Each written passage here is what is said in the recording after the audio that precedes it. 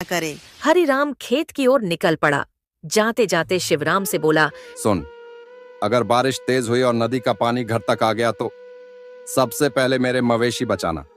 तेरा सामान तो वैसे भी कोई काम का नहीं, पर मेरी गाय भैंसें मर गईं तो नुकसान मेरा होगा। शिवराम की आंखों में आंसू आ गए, पर उसने सिर झुकाकर कहा, ठीक है भाई, जैसा आप कहें। आपका हर हुक्म सर आंखों पर। और हाँ, अगर खाना खाने का मन करे तो पहले मुझे खिला देना, तू बाद में खा लेना, समझा?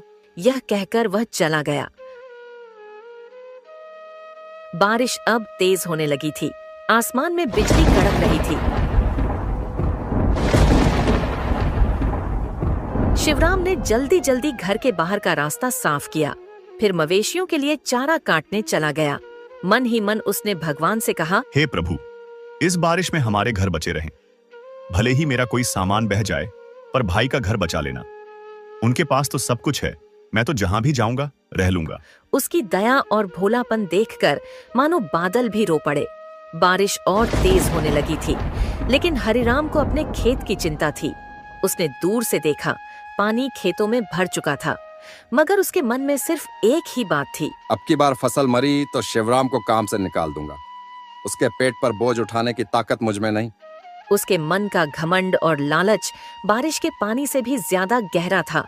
बारिश की बूंदें अब तेज होकर मूसलधार बन चुकी थीं। गांव के लोग अपने अपने घरों को मजबूत करने में लगे थे।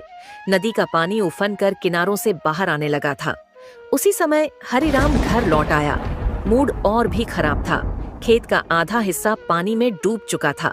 आते ही उसने देखा, शिवराम ने चारा काटा नहीं था। दरअसल बारिश इतनी तेज थी कि शिवराम खुद भीगकर कांप रहा था, लेकिन हरिराम को उसकी हालत से कोई फर्क नहीं पड़ा। उसने गुस्से से चिल्लाकर कहा, निकम्मे, जब देखो तब भीगता रहता है, चारा नहीं काटा, अब मवेशी भूखे मर जाएंगे। तू किस काम का है आखिर? भाई, बारिश बहुत तेज थी, माफ कर दो, मैं अभी काट लाता हूँ।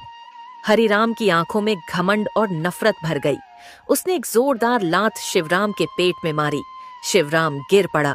उसकी पत्नी राधा दौड़ती हुई आई, लेकिन हरिराम ने उसे भी धक्का दे दिया। बंसी, उनका छोटा बेटा, जोर जोर से रोने लगा। बस, बहुत हो गया। आज से ये घर तेरा नहीं, निकल जा यहाँ से। मैं तुझ पर और तेरे परिवार पर एक दाना भी खर्च नहीं करूंगा। निकल जा मेरे घर से। शिवराम की पत्नी गिड़गिड़ाती रही, भैया, हाथ जोड़ती हूँ, ऐसा मत करो, बारिश हो रही है, हम कहाँ जाएंगे इस वक्त।